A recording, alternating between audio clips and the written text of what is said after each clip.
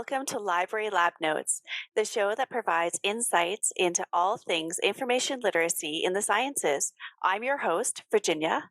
And I'm your host, Eric. As we head into the new academic year, today we're going to share some general library tips.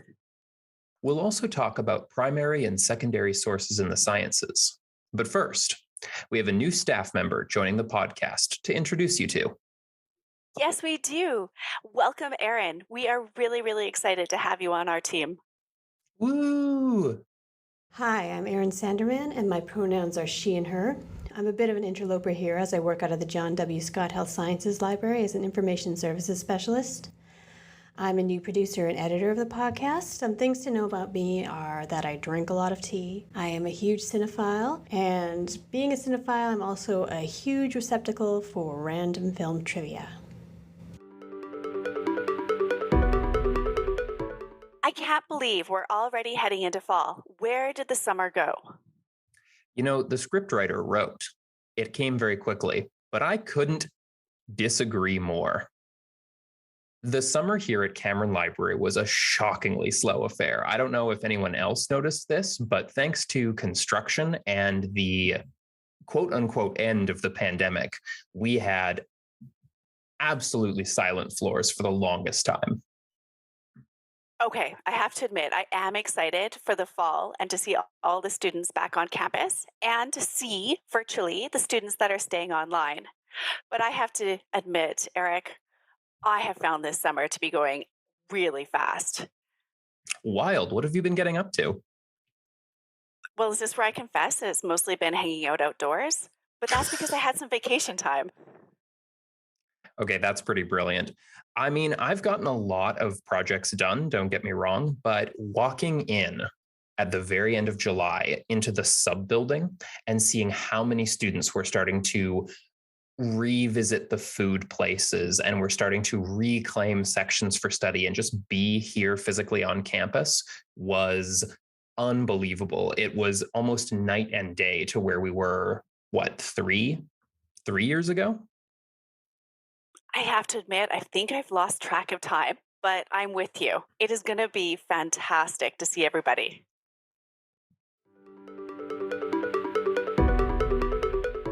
So, to get you into the fall spirit, we thought we would share some good general library tips, or things that hopefully ease your transition into the new year. If you're new to campus, welcome. We're really excited to see you. Probably the biggest one is that your University of Alberta One card is also your library card, which we love. So guard it with your life, but not too seriously, because if you lose it, you actually can get a replacement at Hub. Yes. And speaking as someone who's been there, just be aware that there are some charges for replacing your card. Your CCID is like your virtual library card too. You'll need it to read academic articles, ebook downloads, and other online resources. When you're on campus, you can sometimes get the illusion that you don't need login credentials, but that's because of the incredible coupling powers of the IP address and the single sign-on, where you sign in once and suddenly everything just works, except some of the databases. Off campus, there's a bit more of that, but you'll need to plug in your CCID just a few more times. Eric, that is such a good point. Along these lines is just a little word about Google Scholar. We love it. We're going to just say that out loud. We kind of do. We do. It's powerful.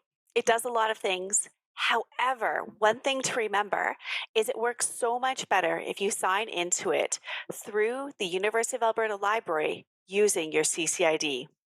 That way, all the library paid for resources will open right for you easy peasy. No being asked in 1995 to read an article. Yeah, if you're hitting a paywall, you just likely haven't done it right. So check out the library website for info on that. It really is super easy. Eric, did you also know, well, you probably did, but I'm going to pretend you didn't, that we have bookable spaces for you to study in? It can be overwhelming out there and trying to find a quiet location to meet a group to work together in. Or if you like me, you like to have a quiet room where you can focus. And we have some great spots for that.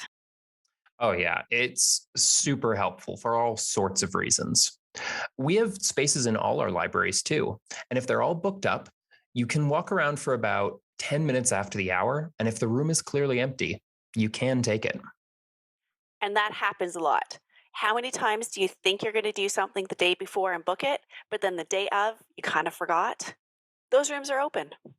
Or, if you're unlucky, the Tim Hortons coffee line was just a bit longer than you planned, and that happened. Going back to OneCard for a moment, don't forget this is your print card too. We have multiple ways to scan and upload documents pretty much freely, but copying and printing means you have to make sure you have money loaded on your OneCard. This includes the dreaded color printing. Ugh, it does. A lot of the printers on campus don't properly recognize color printing settings like you're used to probably at home. So make sure to stop by the desk and get a quick tutorial on how to set up your print job for color printing before you try to do it. Ooh, another great tip? Where are the good bathrooms? Because we know it's not Cameron. So I always adore the bathrooms. If you go out the doors of the Cameron Library and stop by the Trifle Hall, there are some pretty lovely ones in there. Do you have any other kind of quirky tips? Well, if you are searching around for Trifo Hall and you can't find it, because let's be honest, campus is a little confusing and we really like handing out outdated maps, don't be afraid to go to the library website and click the Ask Us button that you'll find in the top right-hand corner. I should know that. The top right-hand corner. Once there, you can find a whole bunch of resources to be able to contact people, whether by email, booking appointments with a subject librarian, or accessing the chat, which, when it's open, connects directly to us, and we're happy to help. Maybe we should cap it there. And I really hope that these tips come in handy.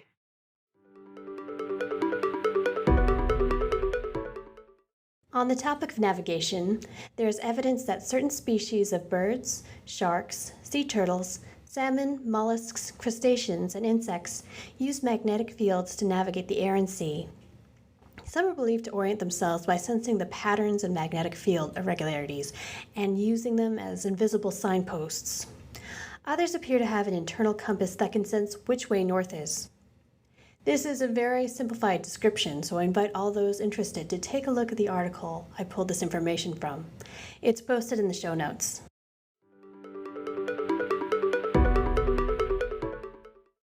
Okay, Eric, topic 3. We know there are lots of types of resources, but what does it really mean for something to be primary or a secondary source? You'll likely need to know this, so we thought we'd talk about it today. Definitely, because no matter what discipline you're in, the notion of primary or secondary resources is going to come up, likely when you're trying to cite a source or trying to meet an assignment requirement. So let's start with primary resources. As the name implies, it should go first. Yes. So you'll often see primary sources defined as something like the following. A primary source is an artifact, document, diary, manuscript, autobiography, recording, or any other source of information that was created at the time under study. However, you'll notice this is a very bookish sort of humanities vibe. Absolutely, which is great if that's your discipline. Oh, for sure. But in the sciences, primary resources can look quite different. They're actually referring to things like original experiments or firsthand research. Examples of this include experimental data, technical reports, conference proceedings, patents, and scientific articles. With a scientific article that's considered a primary source, you will find that the authors of the paper are describing research done by themselves. It's often a group, and is original, meaning they are testing out something new. You can help identify it by looking to see problem statement, background or literature review, and their research methods, and discussion of their results. Totally. It can make it hard to miss. So while it's not a diary entry or a photograph, you can see they have created something new, like a technique for processing frozen berries, or how to better find carbon stores in soil samples. Now, on to secondary sources. As you might expect, these are the resources in which the author did not experience the research firsthand. Instead, they provide insight into previously done research. Some examples include review articles, public opinion pieces, dictionaries, and encyclopedias. Review articles are quite popular because they pull together a handful of articles on a topic, showing commonalities and providing further analysis or probing questions. It can be quite useful. Really useful. You can read one paper that pulls together a bunch of original research with all the key takeaways so you know where the community of researchers is around a particular research topic. So, I guess the big point is to ask if the resources you are looking for includes original first-hand research. If yes, it's a primary resource. If not, then of course, it's a secondary resource. Would you describe that, Virginia, as easy peasy? Lol. Eric, I just don't have words for that one.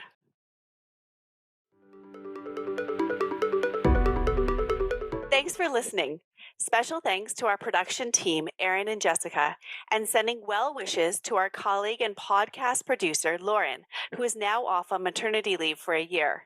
We are going to miss her.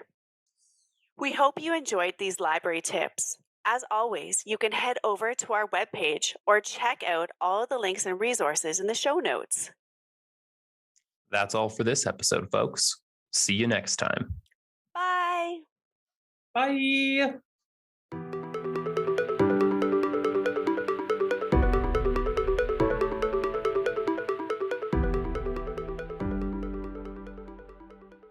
Did you want to do the showing commonalities one more time, Virginia?